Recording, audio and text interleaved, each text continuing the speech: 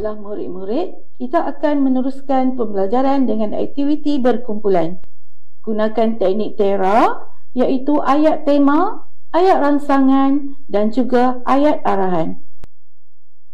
Okey, baik, ini adalah hasil aktiviti daripada kumpulan yang telah pun kamu bentukkan sebentar tadi.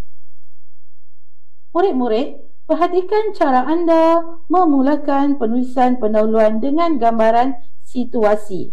Okey, ini merupakan hasil aktiviti kumpulan yang berjaya dalam menghasilkan pendahuluan. Kumpulan amanah telah berjaya membina perenggan yang sangat baik, manakala kumpulan cergas masih perlu memperbaiki hasil penulisan pendahuluan mereka.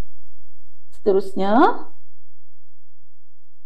baik, ini merupakan hasil kumpulan yang dibahagi kepada kumpulan situasi sejarah. Kumpulan bijak berjaya membina satu perenggan pendahuluan yang sangat baik. Mereka memulakan perenggan dengan fakta sejarah yang tepat dan mengaitkan masa lampau dengan kepentingan pelancongan hari ini. Kumpulan dedikasi pula perlu memberi penekanan kepada binaan ayat yang lebih menarik dan dramatis.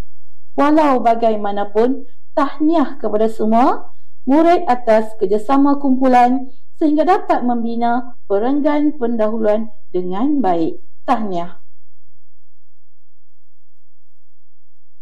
Baiklah murid-murid, sekarang marilah kita kukuhkan pemahaman dengan latihan individu.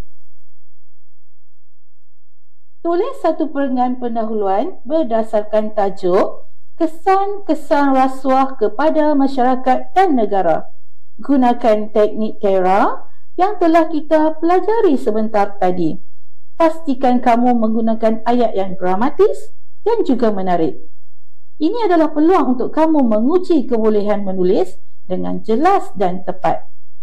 Baiklah, lihat soalan yang tertera di skrin ya murid-murid. Cikgu bacakan soalan ini. Rasuah merupakan ancaman besar kepada pembangunan negara. Tulis satu perenggan pendahuluan bagi karangan bertajuk Kesan-kesan rasuah kepada masyarakat dan negara. Gunakan teknik TERA dalam penulisan anda.